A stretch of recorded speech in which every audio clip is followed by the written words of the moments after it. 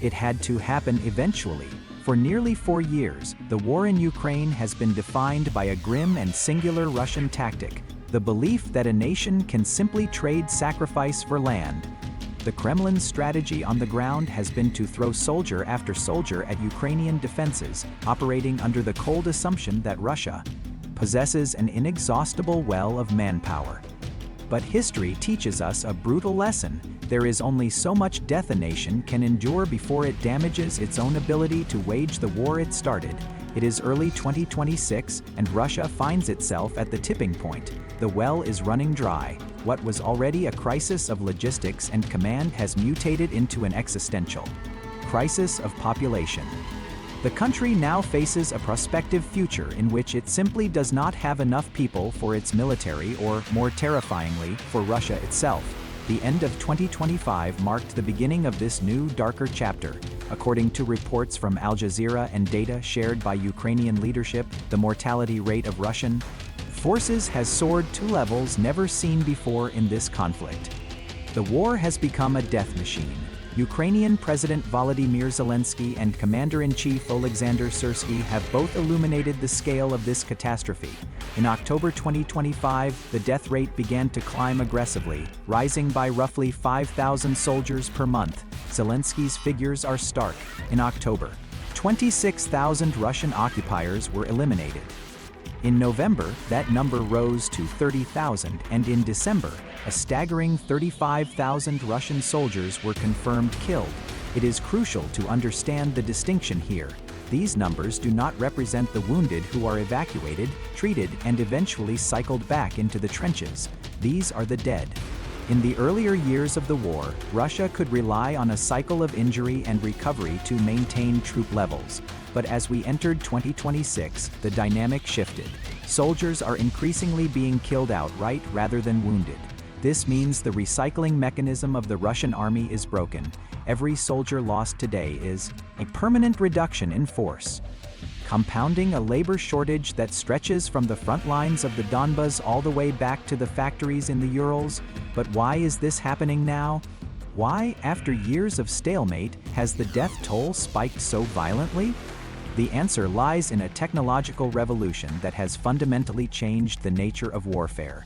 The biggest contributor to these insane casualty figures is the drone. By the end of 2025, Ukraine had not only matched Russia's drone production capabilities, it had unleashed a swarm fueled by a massive $105 billion loan from the European Union. Ukraine ramped up production of first-person view or FPV drones to unprecedented levels. As retired U.S. General David Petraeus noted, this technology is no longer just cutting edge, it is bleeding edge. The lethality of this new strategy is driven by a system that borders on dystopian. Ukraine has gamified the war for its drone operators. Through the Brave One marketplace, soldiers earn points for every confirmed kill, points they can then trade for more advanced drones and autonomous vehicles. It is a brutal feedback loop. The more effective the pilot, the deadlier their equipment becomes. The results are undeniable. In December 2025 alone, Ukrainian drone units neutralized approximately as many Russian servicemen as the entire Russian state managed to conscript in a month. This is the mathematical breaking point. Russia has reached a stage where its forces in Ukraine are actively dwindling. Because they can no longer recruit new bodies fast enough to replace the ones being vaporized by drones. We can see the evidence of this shortage in Russia's strategic failures. Entering 2025, the Kremlin had ambitious plans to build a strategic reserve.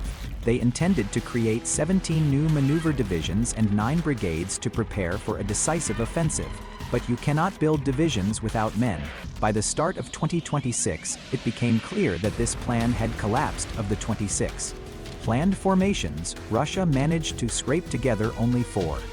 And even these are what military observers call paper units. They are hollow shells understaffed, lacking heavy armor, missing artillery support, and devoid of air defenses. This failure forces Russia to make desperate choices. Instead of a professional reserve, they are now deploying territorial defense units from regions like Belgorod, reservists who were never meant to leave the rear guard and pushing them into the meat grinder of the front lines. The desperation is financial as well as physical. For the first 3 years of the war, Putin could rely on Russia's oil wealth to buy loyalty. Sign-up bonuses for new recruits were astronomical, turning the war into a path to riches for the impoverished. But the cash is running out. In regions like Samara, the signing bonus has plummeted from a high of 3.6 million rubles in early 2025 down to the federal minimum of 400,000 rubles by October. That is a drop from roughly $45,000 to just $5,000 in less than a year, without the lure of life-changing money and with the grim reality of survival rates becoming public knowledge. The recruitment lines have vanished. This has forced the Kremlin to look beyond its borders, resorting to coercion and deception to find bodies. We are seeing reports of students from Kenya and workers from South Africa being tricked or bribed into service, only to find themselves freezing in a trench in eastern Ukraine, but foreign. Coercion is a stopgap, not a solution. It cannot replace a generation of lost men, and this brings us to the deepest, most permanent scar of this war, the demographic collapse. The manpower crisis on the battlefield is merely a symptom of a dying nation. Russia's birth rate has crashed to a 200-year low in major cities. The fertility rate has fallen to 1.0, far below the replacement level needed to sustain a population.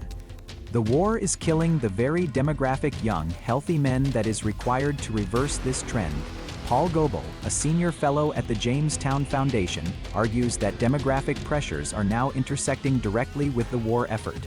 Russia is shrinking by nearly 1 million people annually. Native populations are being hollowed out, and the government's plea for women to have huge families rings hollow in a country plagued by housing shortages and economic stagnation. Vladimir Putin may believe that a conquest of Ukraine will secure his legacy, but the math suggests otherwise. His war has accelerated a demographic winter that threatens to freeze Russia out of the future entirely. The drones are hunting, the reserves are empty, the bank accounts are draining, and the cradles are silent. As 2026 unfolds, Russia is not just fighting a military opponent. It is fighting the laws of mathematics and biology, and in that war, there can be no victory, only a slow, grinding extinction. The question is no longer if Russia will run out of men, but simply when the collapse will become total. Thank you for listening. To stay updated on the shifting front lines and the strategic reality of this conflict, make sure to subscribe to the Military Show for more in-depth analysis.